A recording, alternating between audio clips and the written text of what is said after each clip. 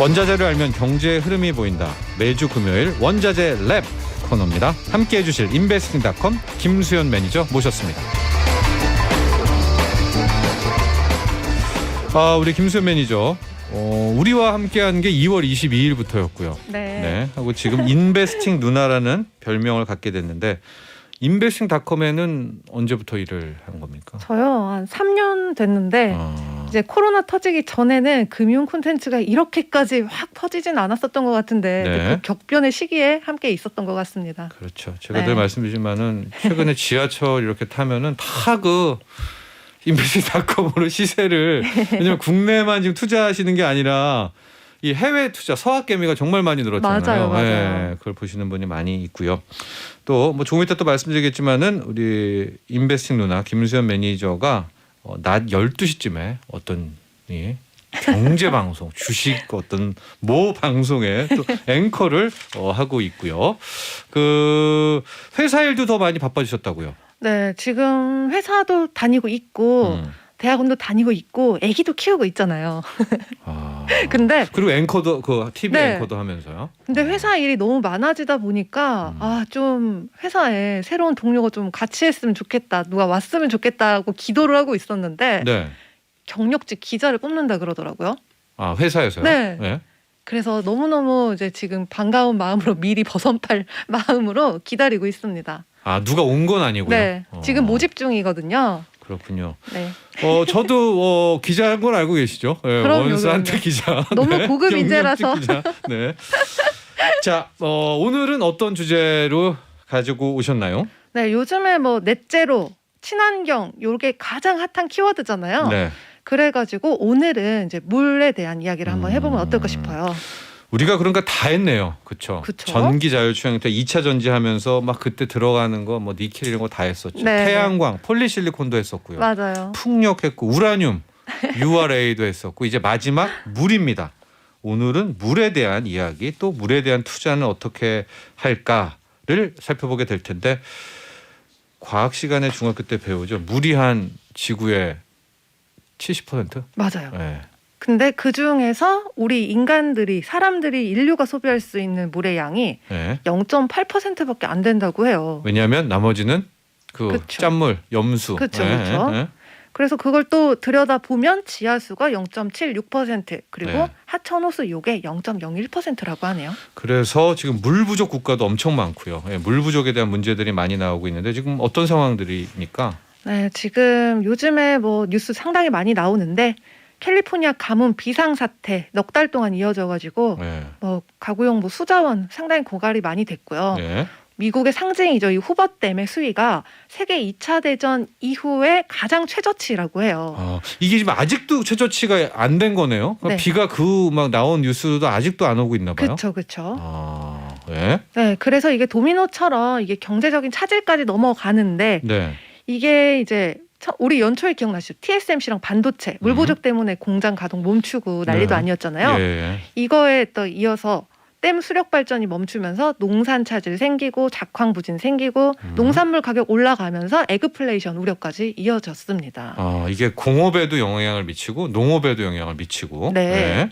그래서 이 지수는 뭡니까? 나스닥 베릴리스 캘리포니아 월월 인덱스가 있는데 네. 이게 이제 연초 대비해서 네. 82.86% 상승을 해가지고요. 네. 물값이 그야말로 금값이 됐다. 물을 물러 보면 안 된다는 거를 이 지수를 통해 확인을 할 수가 있어요. 아니, 이 지수는 무슨 지수예요? 이게 나스닥에서 음? 만든 미국 지역의 이제 물 인덱스거든요. 네. 그러니까 미국 지역의 이제 물 가격의 추이를 지켜보는 거죠.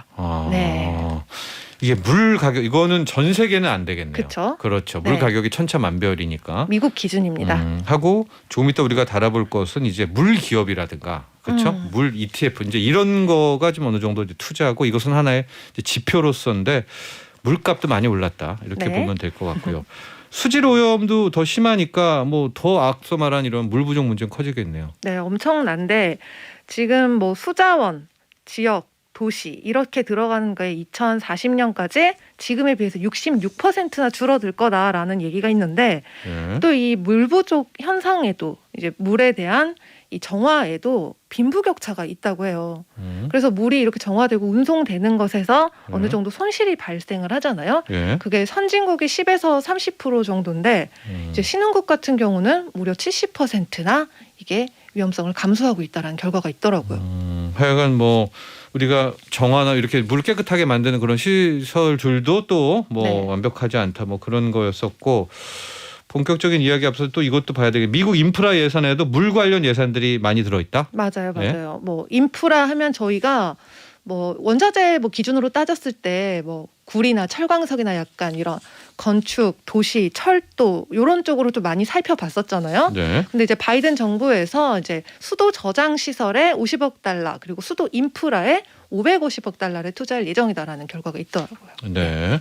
그리고 수도 인프라에 하여간 물 관련 투자입니다. 이것도 결과적으로. 네, 그렇죠. 네, 네. 그렇게 되고 유엔 보고서에는 2030년쯤에는 뭐예요? 이거 수요가 공급량 이건 뭐 완전 물 부족으로 되는 겁니까? 2030년? 완전 대놓고 물 부족입니다. 네. 그래서 2050년대쯤이 되면은 이제 2명 중에 1명꼴로 물 부족 현상을 겪게 될 것이다라는 아주 무서운 이야기가 있어요.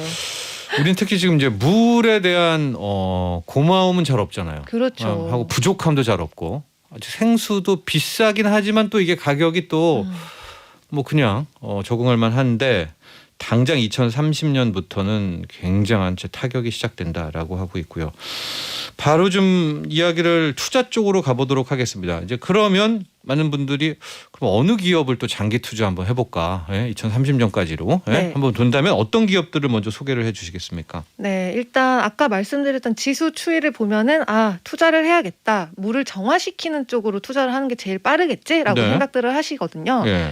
미국에서 가장 대표적인 아메리카 워터웍스라는 기업이 있는데 이제 주거, 상업, 산업, 파트 뭐 이렇게 할 것 없이 수도 서비스를 제공하고 있고요. 네. 뭐 상수도나 폐수 서비스 이런 쪽으로 포함을 해서 물을 상당히 많이 처리를 하고 있는 기업입니다.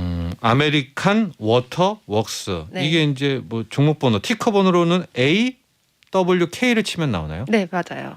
AWK 지금 뭐 상수도 폐수 처리장 이거 엄청 많이 갖고 있는 회사인 것 같아요. 네. 그러면서 하루에 10억 갤런 이상의 물을 정화 처리를 한다는데 실적 주가 이런 것도 알 수 있을까요? 네, 이게 실적이랑 주가도 상당히 좋은데 아, 이게 코로나19 저점에는 솔직히 너나 할 것 없이 다 빠졌잖아요. 네. 근데 이게 이제 필수 소비재이다 보니까 어떻게 보면은 이게 코로나 저점에서도 엄청나게 깨지지는 않았어요. 네. 그리고 꾸준히 이렇게 올라가가지고 최근에 또 ESG나 친환경 이슈 때문에 한 달 사이에 7%, 1년 동안 또 33% 정도 올라갔습니다. 그렇죠. 또 가뭄이 지금 미국에서는 극심하잖아요. 난리 나죠. 네. 그래서 이 AWK라는 이제 기업도 주가도 정말 많이 1년간에 한 30%? 너무 네. 경이로운 이거 차트 아닌가요? 네, 요즘 같은 시대에 특히 그러니까요. 이번 주에 어떤 폭탄을 맞았던 분들은 이런 차트만 봐도 이 정도라도 좋겠다 이런 생각이 들겠는데 또 다른 좀 물 관련 기업들이 있다면은요. 네, 또 하나가 있습니다. 자일럼이라는 기업이 있는데요.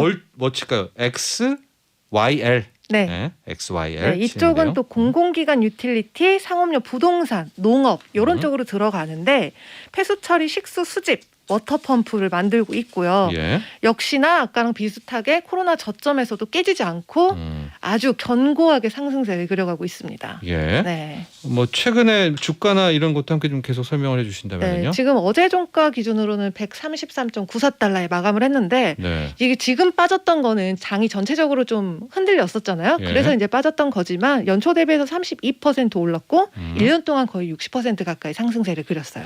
그러니까 이 회사도 뭐 지금 주가는 거의 쉽게 무너질 것 같지가 않은데 그렇죠. 이거부터 할 거 그랬어요. 2월달에 왜 이 물 기업을 왜 이제서야? 이게 이제 네.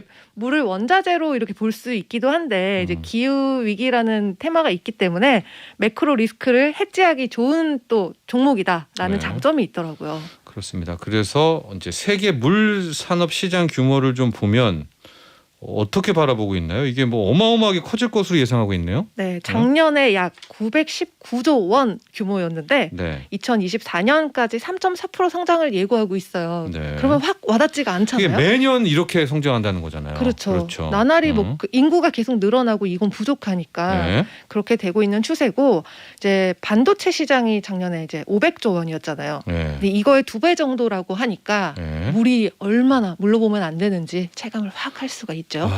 현재 그러니까 작년이니까 현재도 뭐 한 500조 정도라고 하면 네. 물 산업, 이 물 시장은 거의 1000조다. 네. 그런데 더 중요한 건 이 물 시장은 시작이다. 매년 꾸준한 성장을 한다라고 또 그렇게 평가를 하고 있습니다. 우리가 이제 기업을 또 봤는데요. 저희가 또 ETF를 많이 좀 소개를 해드리고 있지 않습니까? 물 관련 ETF들도 있을까요? 거래량 좀 많이 있는 걸로? 네, 총 한 6개 정도를 보통 보시는데요. 네. 거래량 위주로 이제 3개만 말씀을 드리면 PHO, CGW, FIW 이렇게 3개가 있어요. 그러니까 첫 번째가 PHO. 네. 네. 제일 큰 몸집이 큰 ETF고요. 네. 미국의 수도 시설에 투자를 하고 있고 또 CGW 같은 경우는 유틸리티, 인프라, 기계 장비 쪽에 또 담겨져 있고 CGW 같은 경우에는 좀 전 세계 물 관련 기업들인가요? 그렇죠. 아까 말씀드렸던 아메리카 워터웍스도 이렇게 포함이 되어 있어요. 이 네. ETF에. 네. 그리고 마지막으로 이제 FIW ETF는 음용수, 수처리 관련 기업들이 또 담겨 있습니다. 네. 뭐 네. 수익률이나 이런 것도 좀 같이 소개해 주시죠. 네, 수익률이 이제 지난 1년 동안에 각각 뭐 50%, 47%, 52% 이상이 올랐는데 네. 아이 뭐 테슬라나 이런 거에 비하면은 심심했네 이렇게 생각하시는 분들도 있겠지만요. 예.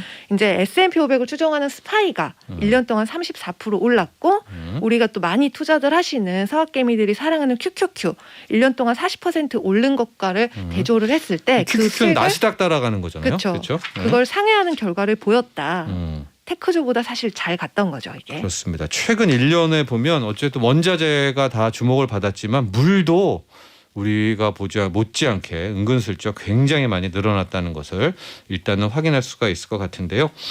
자, 이렇게 우리가 물을 끝으로 원자재를 다 돌아본 것 같아요. 그렇죠? 국제 유가를 시작했다가 철광석도 했었고요. 또 네. 폴리실리콘도 했었고 또 관련해서 기업도 이야기하고 또 우리가 ETF도 이야기하고 그랬었는데 원자재 시장에 대해서 또 우리 김소연 이사는 아직도 좀 굉장히 좀 중립적으로 계속 보고 있는 거죠.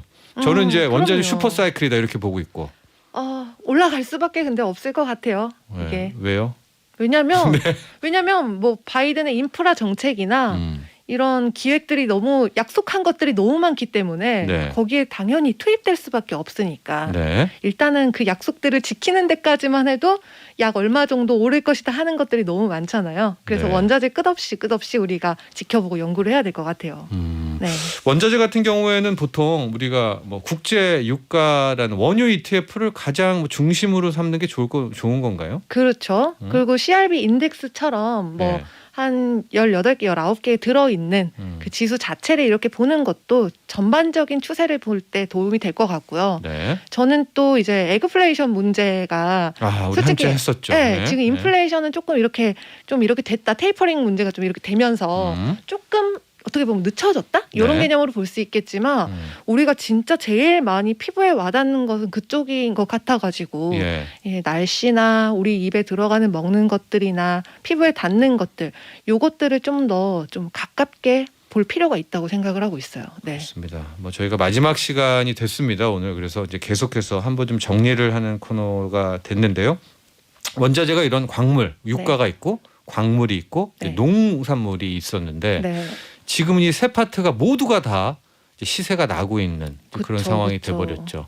그럼 결과적으로 어쨌든 인플레이션도 이어지는 거 아닌가요? 이렇게 된다면? 인플레이션은 진짜 어떻게 보면은 지금 미국 투자 뭐 지금 흔들리니까 네. 조금 이제 광범위하게 봤을 때 계속 해야 됩니까? 인플레이션 때문에 해야 됩니까?라고 하는데 네. 이제 골디락스 부분이 저는 올 거라는 좀 생각을 하고 있기 때문에 오히려요? 네, 오히려 네. 하반기까지는 아무래도 경제 회복이라는 게 있고 우리 주식 선반영한다는 그때 자주 말씀을 하셨잖아요. 네. 그런 부분이 있어서 이제 하반기까지는 그리고 이 경기 회복 뭐 보복 소비 이런 것까지는 가기 때문에 네. 원자재 시장도 그에 따라서 좀 더 올라갈 상승 여력이 남아 있다라고 보고 있습니다. 알겠습니다. 네. 저희 목돈 연구소는 지금 인플레이션을 이제 가장 우리가 추적하는 첫 번째 이슈거든요. 네. 거기에 지금 핵심 주범이 원자재이기 때문에 네. 그동안에 원자재를 참 많이 다뤘었고, 자, 원자재 랩 코너는 오늘이 끝입니다. 우리 김수현 매니저께서 앞서도 얘기했지만은 현재 12시에서 앵커를 보고 있어서 자, 오늘로 마감을 해야 될 것 같아요. 그간 너무 감사했습니다. 저희 또 만나요. 아, 또요? 네. 네. 그러면 우리 김수현 이사도 언제 한 번씩 제가 전화로 원자재 시장을 묻는 걸로 하도록 하겠습니다. 네. 그동안 고생 많았었습니다. 감사합니다. 감사합니다.